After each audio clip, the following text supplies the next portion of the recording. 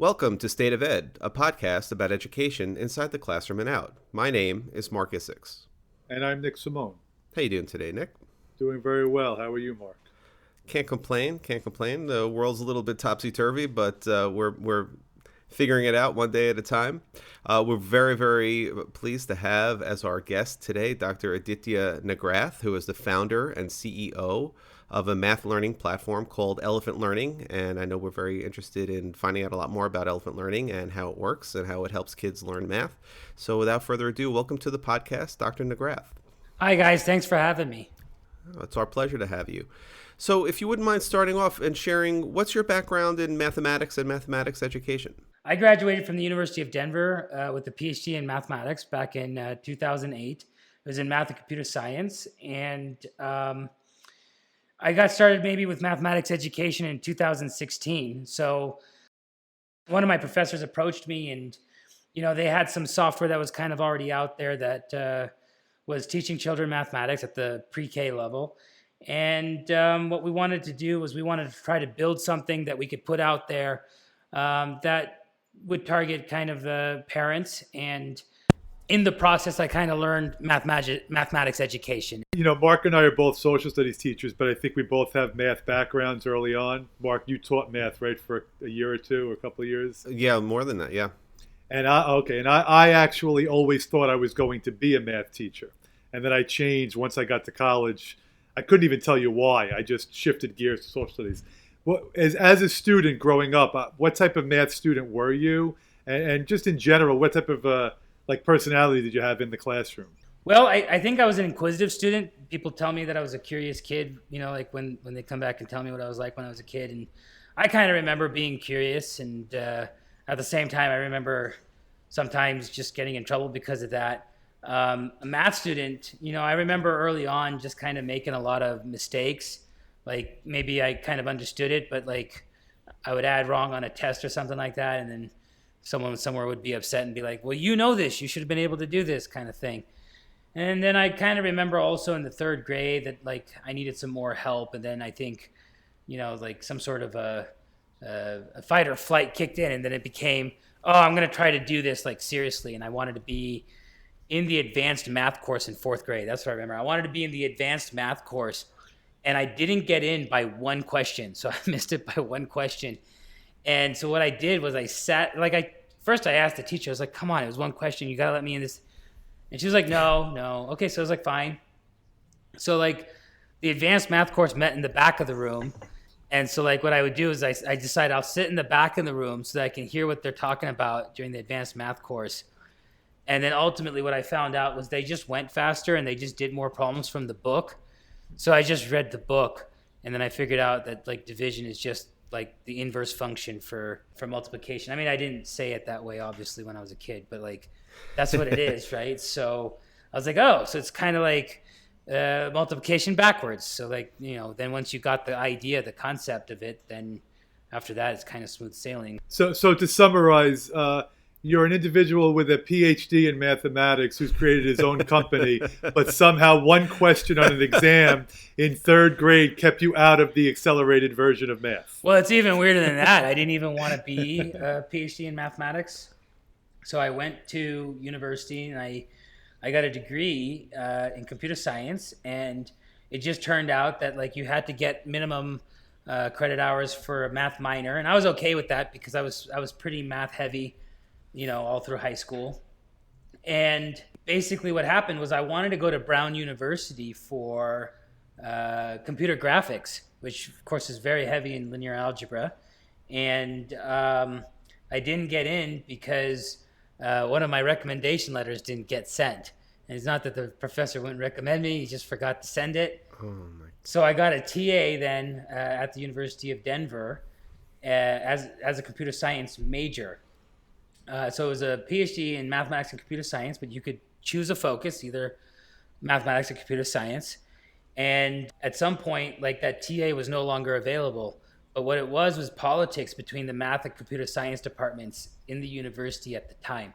I walked up to the math department and I went into my PhD thesis advisor's office. He wasn't that at the time, but he became that.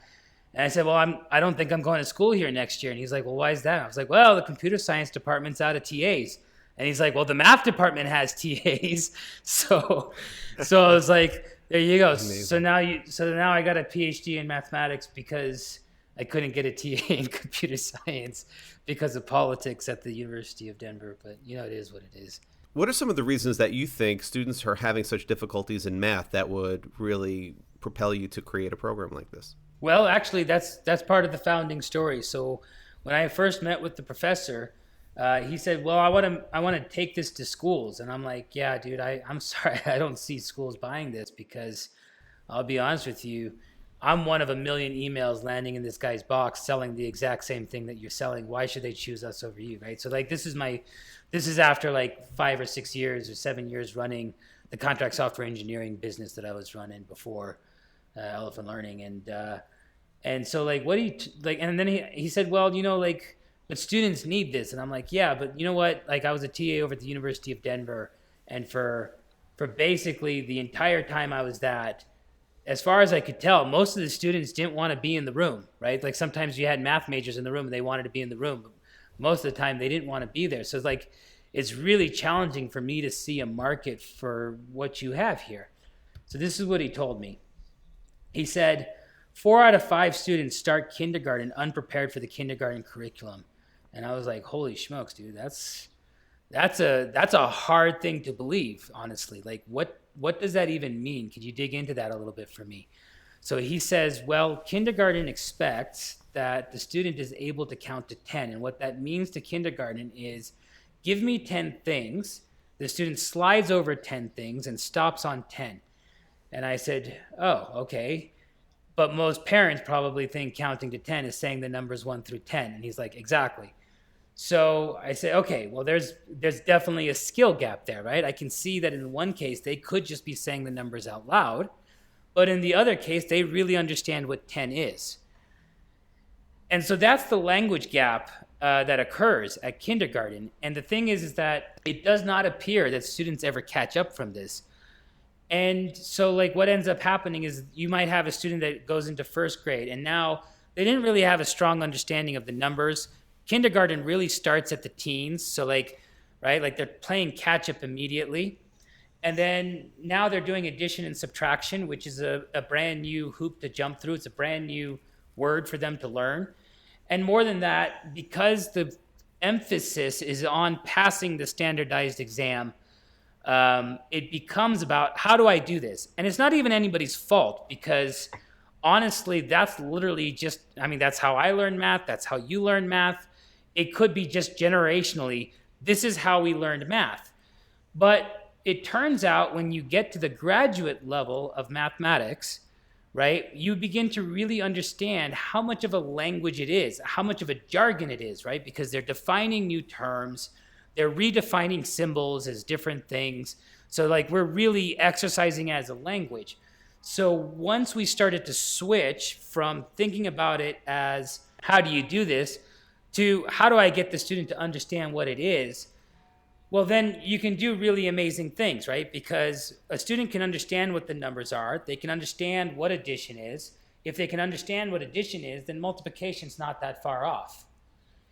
And more than that, some of these other things that students encounter during the classroom experience, like adding on a clock or adding with money or etc., is just an extension of understanding what addition is. If you don't understand what addition is, well, then this is a new skill, and the teacher has to go through it step by step, and this is how you're going to do it. And it's also reinforcing this notion that, well, math is how do you do it, and I got to remember like the process. But it's not. Math is about problem solving. And what we learned was that if they don't understand what the concept is, even though they may be able to perform on the standardized test, they're not able to perform on word problems.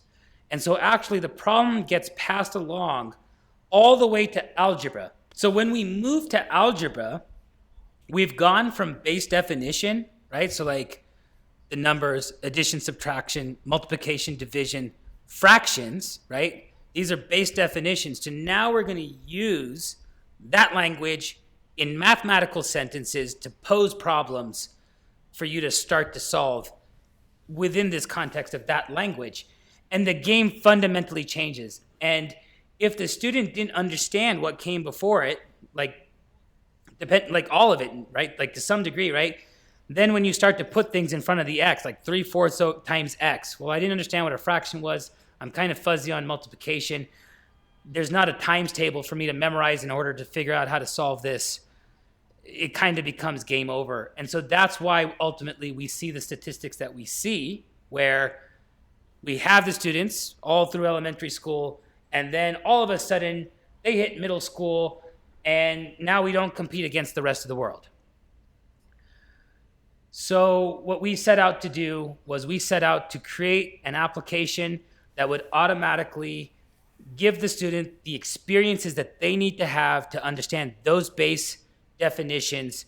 And from there, we plan to expand. We're not going to use the curriculum that's out there and the standards that are out there to do this. We're literally going to rethink this as mathematicians and do it as mathematicians, because that's where we have the experience doing this at the high level. So why not do it at the low level? There are about 10 things I would love to follow up with on that. I can't even tell you how much I enjoyed. I'll pick one for now, of course. You bring up the standardized tests. And first, I'll just say I agreed with everything you said, and that's why I'm very intrigued by your program.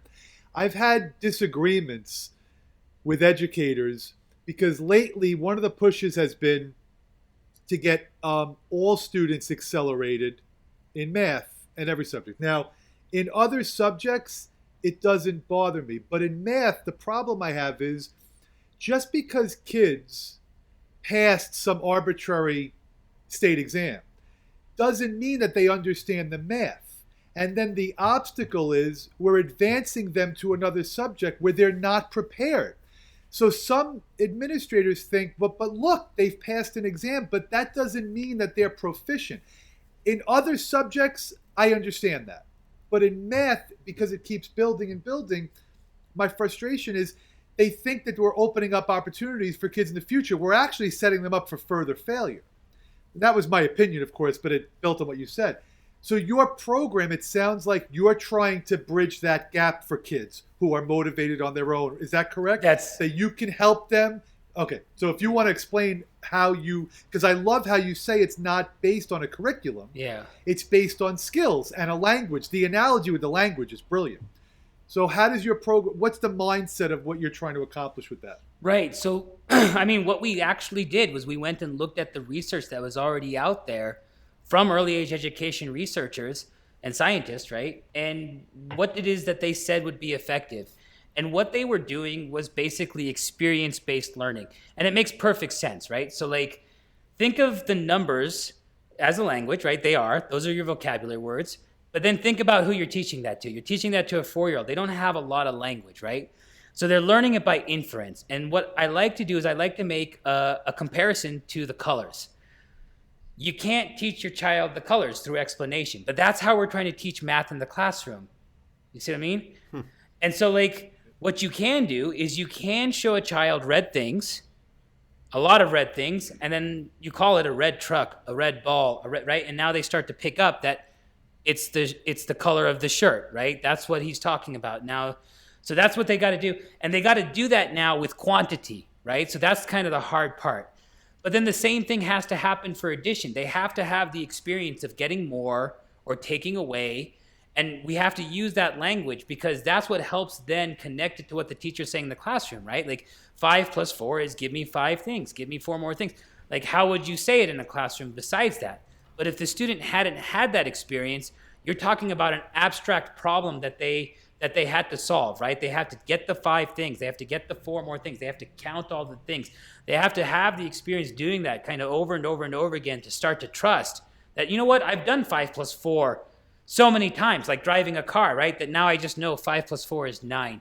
And that's where the intuition and understanding come from, right? This is why they struggle with the word problem. It's because you set up the word problem and now, you know, like typically the teacher's going to try to give them a mnemonic. Oh, well, what you're supposed to do is you're supposed to use these numbers in this way. But really what it's indicating is that they're reading it and they don't know how to use the tools that we've already given them to solve the problem. Right. That's the ultimate mastery. And that's what our program actually does. We give them that word problem. So like multiplication looks like this. I have 7 rows of 9 things and curtains open. And it literally say, we have 7 things per row. And they can quickly see that there are 9 rows because the first 5 are filled and there's a line denoting 5. And then there's 4 more after 5. So they should easily be able to eyeball now that there's 4 more than 5, especially if they've made it this far in the software. And so they say, okay, so there's 9 rows and there's 7 per row. So 9 times 7 is 63. So they actually then have to use the multiplication. They actually then have to multiply then to answer 63. And the most hardest questions there have 1 through 100 listed. So like you're not going to guess out of 5, right? You're guessing out of 100. There's a 1% chance of them guessing. So they're showing me complete proficiency in multiplication. We do it using rows. We do it using groups. Right, and then we represent the things in all the different ways that people typically think about it. And this gives the student the experiences they need then to have that language. And also, as they answer the question, they're showing the proficiency. How is it set up? Is it set up by age? Is it set up by skills? Is it set up by topics? Yes, yes, and yes. Well, I'll tell you, it's a placement exam. We start with the placement exam. Everything's set up by idea, by concept, right? So like we're building. I've heard educators refer to it as a brick wall in the past, or you can call it a map, if you will. But the idea is that the ideas build on top of each other, right? So we have that all mapped out, so we know which idea builds on top of the other, which means that like now, I'm not giving you some random puzzle that like maybe you can solve, maybe you can't solve. This puzzle that I'm giving you builds right on top of the previous one. So for all of the elementary school stuff, there are no videos. It's all activity. It's all experiential learning. What we do is we are able to quickly place you because we'll ask you what are the most challenging questions in each subject, right? So like the ones that actually then determine proficiency, not by our standards, but by the standards of Common Core and what the researchers said that like, hey, if they can answer this question, then they know what multiplication is. They know what addition is. They're doing it, right? That's what we're giving them. So when they answer it correct, we know they should move on. If they answer it incorrect, well, guess what? This is the subject you should be taking, right? So we quickly find where they are, and then we start building them up. Now, that changes when we get to algebra because now we have to start having the conversations. Initially, we did it via text just to see. Now, because algebra is where the research ends, and so now we have to create it ourselves. But it's not a big deal because, again, we have all the experience doing this at the university level. We're breaking it down to concepts. So that's what we've done is we've started to break algebra down to the most common misconceptions that we've seen even at the university level. And we've managed to fill those gaps. So we've had students that are in trigonometry come in, do this, and now they can understand the teacher in trigonometry. Reason being is that trigonometry is just algebra 4, right? Geometry is just algebra 3. Then you got algebra 1, algebra 2. So basically the idea, and I mean, it's, again, nobody's fault. It's just, this is the way we've been doing it for years and years and years and years. But it's, the school philosophy seems to be just repeat it and repeat it and repeat it and repeat it. And hopefully somewhere along the way, the student picks it up. It's so funny. You had mentioned the language and the barriers that exist. And it reminds me of when I was teaching math 20 some odd years ago. And one of the habits that I had to break out of because I was taught this way was to ask the class, for example, how many times does 5 go into 20? And I had to break that habit because that's how my teachers taught me. How many times does 5 go into 20? But 5 doesn't go into 20. One thing doesn't go into another thing. Numbers don't go into other numbers. So how many groups of 5 can you make from 20? Right. All of a sudden, students understand what you're asking. But when you say, how many times does 5 go into 20? So what I found fascinating among many of the things that you just said is the lack of conceptual understanding and how that's so closely tied to the language and in many cases the language barrier that exists between what the teacher is trying to teach curricularly versus the conceptual understanding that students are not having, which is fueling the disconnect. Absolutely. So check this out, right? So imagine the brick wall, right? And what we're really saying is there's bricks missing. And the thing is that like in this game, right, it's not exactly kind of like a brick wall, but it is. Like if the brick is missing, right, if the bricks are missing and there's a big hole in the wall, well, the bricks fall down to where, right, it's like it's not going to work. Mm-hmm. You can't understand what multiplication is if you don't understand what addition is, right? How do you understand repetitive addition if you don't understand what addition is? And ultimately, this is what we're trying to do. So, like, and we're trying to diagnose it too late. We don't recognize there's a problem until they're in algebra. So we have this story happen over and over and over and over again. And I'm surprised that it keeps happening, but like I've had multiple parents write this on a scholarship form. I have a 13-year-old, she's testing at the 3rd grade level. And I don't know what to do. So if she's testing at the 3rd grade level, what we're saying is that she doesn't have understanding of fractions, decimals, and percentages. But you can't speak about algebra until you have that, because guess what? It's all fractions, decimals, and percentages. As soon as I start dividing things from both sides, boom, I'm in a fraction. We are actually able to fill that gap for her because we go back to the 3rd grade level. We teach her what multiplication division is. We teach her what fractions, decimals, and percentages are. Then we start to give her that language for algebra. And so now, after she catches up to her age, she's actually able to go back into the classroom and she can have that conversation without having learned all of those processes and procedures that they would have taught along the way. She can probably even use the calculator to solve the problems, which is actually nowadays more important, right? Like if you want to be a computer programmer, it's all mathematics. That's what it is. It's a mathematical language. And so like, but you don't need to know how to multiply. You're going to tell the computer to multiply for you. You just got to be able to tell it when to do it. And that's the key. Let me tell you this about the conceptual thing, because this is really important. The concept is the word, right? This is really the gap that like being able to recognize the word for the tool, for that idea, and marry the two together. That actually is what the conceptual understanding is. You can't have one without the other. What happens typically in the classroom is that most of the classroom, they don't really understand what the teacher's saying. And we wonder actually why then they check out, right? I mean, what happens sometimes is we say, well, why can't you pay attention during math class? I don't know, right? Well, really, the truth is maybe he doesn't understand what the teacher's saying. What we find is that after students have gone through our system, they actually walk in the classroom, they understand what the teacher's saying. Math time is now enjoyable because now we're talking about strategies to solve problems that the student's already familiar with and they understand. And that explains why teachers are very quick to provide tips and tricks and, you know, things to remember how to do something, because it's a substitute for understanding the skill.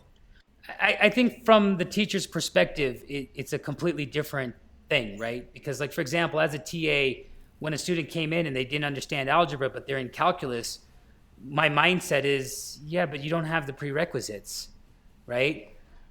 And so then what choice do you have but to give them the tips and tricks? Because, like, how do I go back and teach them all that? And I don't even think teachers are even thinking about it from that perspective necessarily, right? I think they have an understanding that a lot of the class doesn't understand them.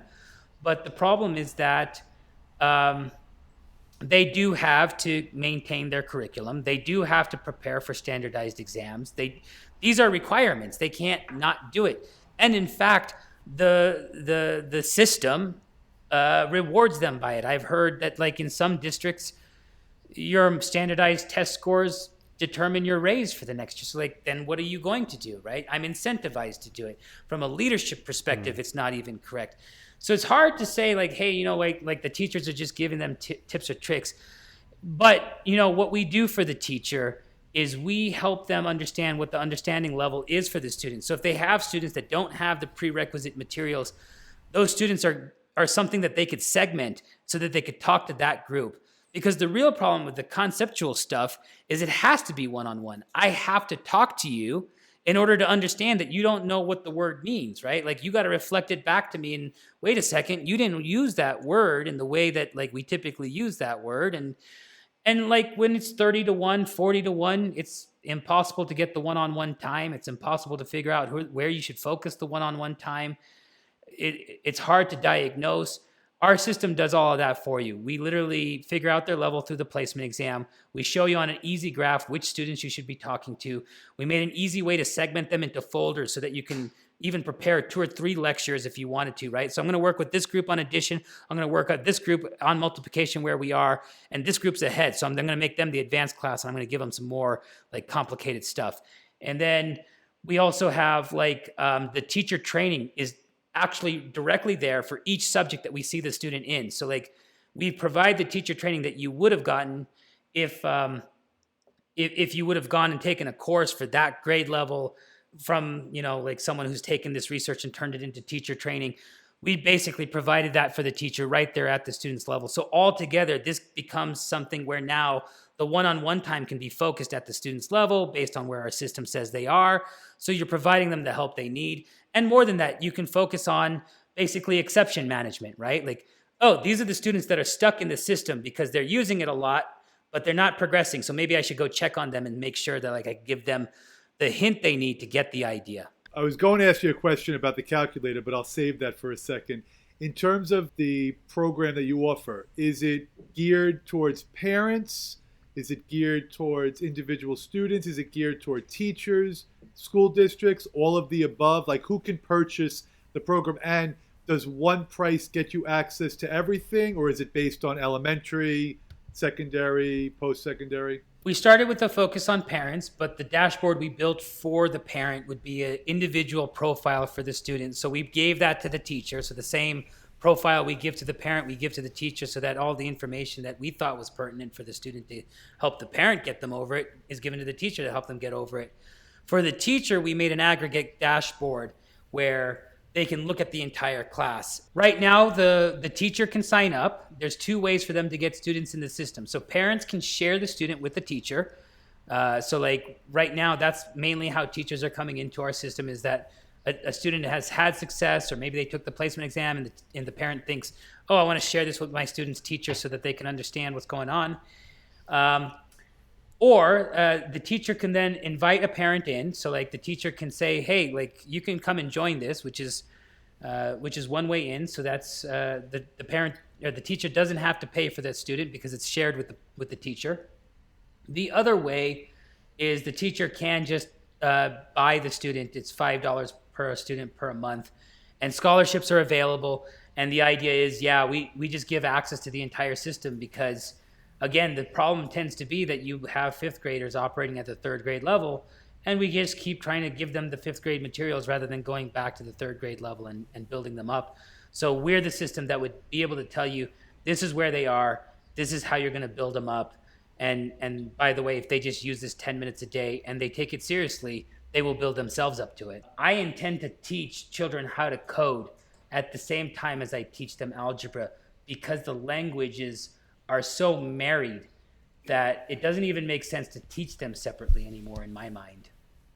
Without giving away your secret sauce, are you using AI to track student progress through as they work on these different activities and progress, or do you have some other method of tracking them and moving them along?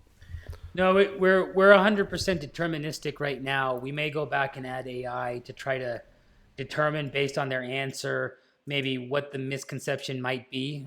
We know that there are common misconceptions that students may have if they answer a certain way, but that requires a lot of detailed curriculum work. And right now we're more focused on, can we get a student who's in university struggling with statistics to understand the statistics professor so that we can recover that student, because ultimately the ultimate impact of this math problem happens at that level, because where the student decides, I'm going to switch majors because I don't like the amount of math that's here, then they move to a major like English or humanities, and there's nothing wrong with that per se, but the salary, long-term salary is capped quite a bit, and economically that's contributing probably to hundreds of billions of dollars of economic loss each year.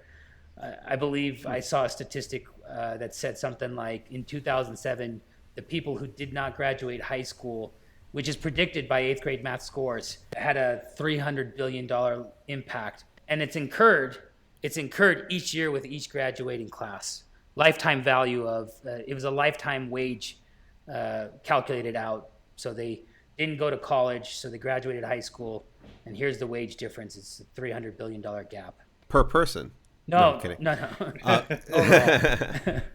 So if a student is a year behind, let's say a sixth grader or a seventh grader is a year behind, how does Elephant Learning get them caught up, and how long does it take? So what we're guaranteeing parents is that their student will learn a year of math in 3 months. if they use the system, just 30 minutes per week on average. We recommend 10 minutes a day, 3 days per week.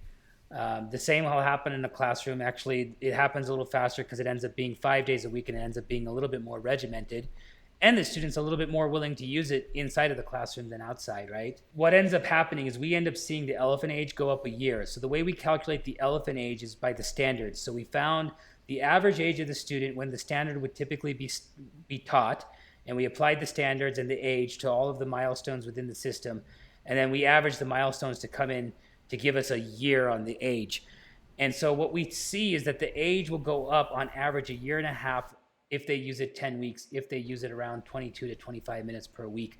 So the 30 minutes, right, 30 to 50 minutes ensures that they're going to get enough to get at least that. We're focusing mainly on the essential topics, and we're focusing it mainly from a perspective of, can we get them the experience that they need to catch up? It's 100% doable because we're not covering every detail of the curriculum, but those focal pieces that if the student gets, then the rest of the curriculum is like falling off a log. You have like a library of videos, correct? Like that you guys have produced? Is that how some of it works or no? Yeah, so we do have videos for the parent and the teacher, right? So we're giving them the teacher training right up until algebra. Now in algebra, we are going to have videos, right? That's where we're going to transition to videos. We haven't filmed them yet. Right now it's all text. So like for the student right now, we don't have videos, but very, very shortly we will. It's very ambitious to be going from 2-year-olds to calculus. And that's very impressive that you have such a wide range. You're basically covering anybody that wants to learn math. It might be ambitious, but like, I mean, who's going to stop me at this point?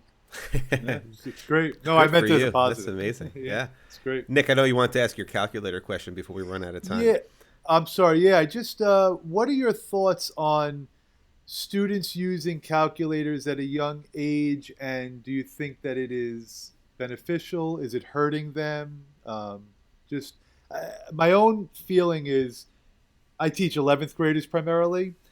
Their ability to do basic mental math and computation is almost non-existent. And I'm just curious if you think, I understand that you can use a calculator, but I'm just wondering if you think it helps, hurts, or you have no opinion about it. Well, I mean, the calculator is a topic. I mean, like everyone's so worried about right or wrong, just in general. And then the question comes up, well, is it right to use a calculator? Is it wrong to use a calculator? And I mean, I think that what I'm starting to do is I'm starting to approach the world from a different perspective. Like, it's not really about whether it's right or wrong. If the student is able to pick up the calculator and use it to solve a problem, what that means is that they're actually able to understand the concept, right? So like if you gave them a word problem or a problem in real life and they're able to do that, well, then that's absolutely wonderful, right? At the same time, math kind of has the two parts, right? The one part is, can you understand the concept? The other part of it is, can you solve the problems? And so like how important is those calculations to the average person in their life? In my life, I mean, it's good for me to do estimations, right? I typically want to know the ballpark of something. I don't necessarily need to know the exact answer. Though, like if you're saying they can't add numbers under 20, that's certainly concerning, right? Because one would hope that like you could at least sit down at a blackjack table, you know what I mean? But you want to have a little bit of both. From my perspective, if I could give you the first one, that seems to be the hard one.